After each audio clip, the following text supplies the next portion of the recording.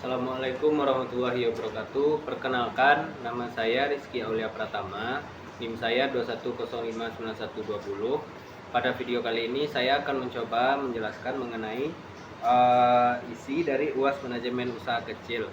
Baiklah, yang nomor 1. Apakah dilema yang dihadapi oleh keluarga Zander, yaitu dengan tujuan mengekspansi perusahaan mereka yang menyebabkan mereka kehilangan karakter yang membuatnya sukses pada awal, adalah suatu dilema umum yang dihadapi banyaknya wirausahawan baru.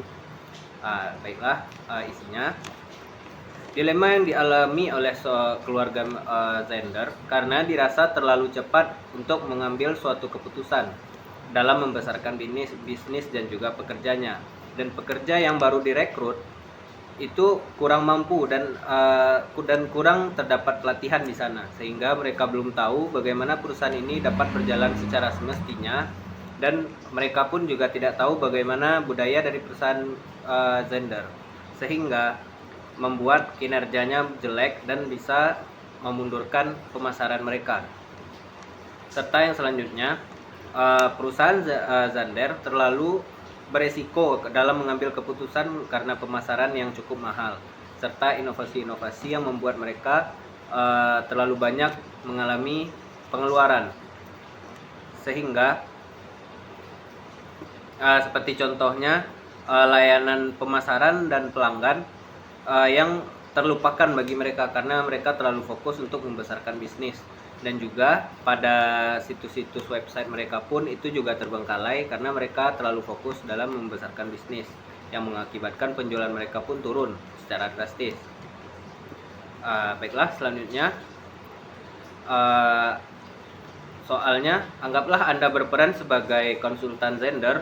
Apa yang dapat dilakukan untuk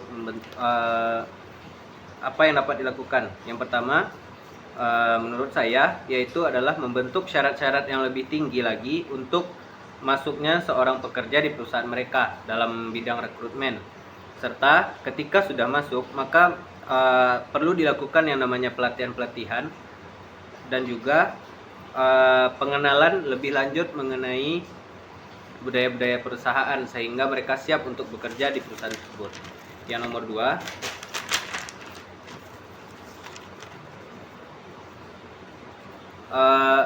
mengatur serta mendefinisikan kembali apa tujuan awal dan tujuan perencanaan jangka panjang dari bisnis perusahaan ini dalam membuat plan-plan yang realistik di dalamnya. Serta perusahaan Zander juga perlu merevisi dan juga memodifikasi ulang strategi-strategi apa yang dipakai oleh perusahaan ini sehingga dapat membuat perusahaan ini menjadi lebih besar, dan perlu juga untuk direvisi karena hal itu. Baiklah, selanjutnya nomor 3, langkah-langkah apa yang harus dilakukan oleh keluarga Zander untuk mendesain ulang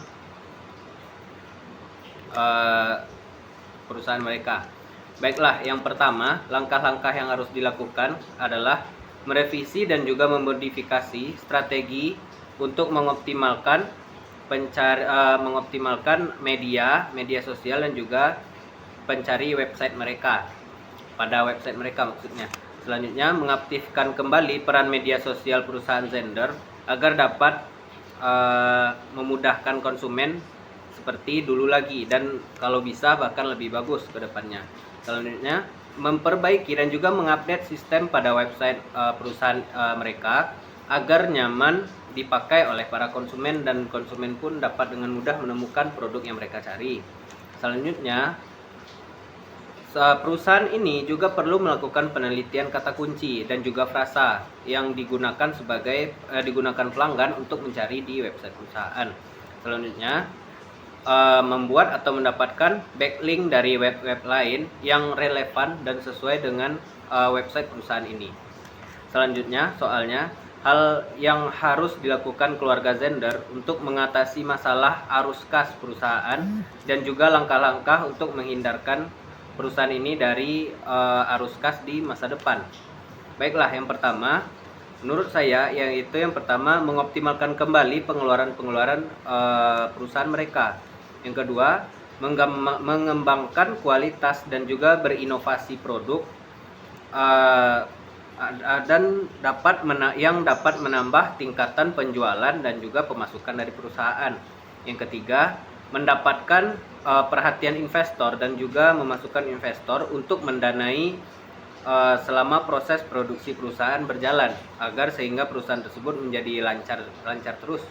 Nah, selanjutnya mengoptimalkan dan juga membuat efisiensi operasional perubahan untuk perusahaan. Selanjutnya meninjau kembali perencanaan ekspansi perubahan yang akan dilakukan. Dan langkah selanjutnya adalah langkah-langkah yang perlu dilakukan untuk menghindarkan diri dari masalah arus kas. Yang pertama, konsisten dalam memantau arus kas dari perusahaan Zender, membuat rencana-rencana atau strategi yang lebih rinci untuk mengatasi penurunan penjualan dan juga banyaknya pengeluaran dari perusahaan.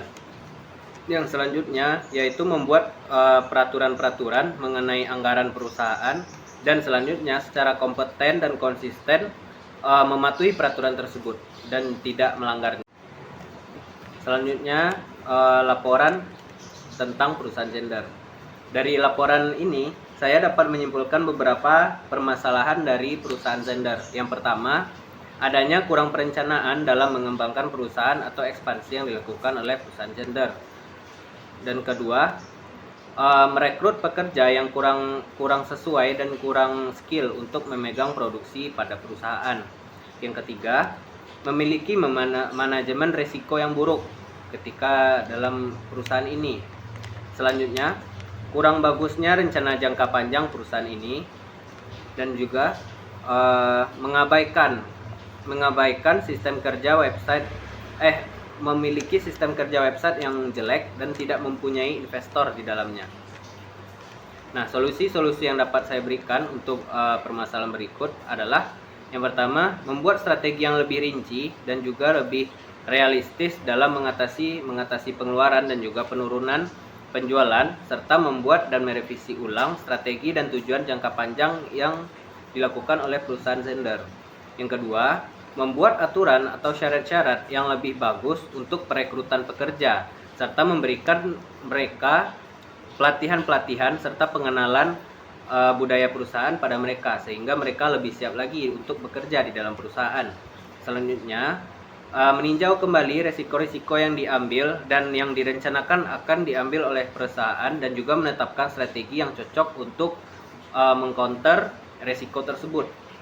Selanjutnya, lebih mengawasi keadaan website perusahaan dan juga konsisten mengupdate-nya setiap waktu agar sesuai dengan perkembangan zaman, dan juga agar dapat mendapatkan kinerja yang efektif dan juga dapat membantu konsumen mencari barang atau produk dari perusahaan Zender dengan mudah di sana, serta menarik perhatian para investor untuk berinvestasi di perusahaan Zender agar dapat membantu kinerja dalam memproduksi suatu produk di dalam perusahaan tersebut.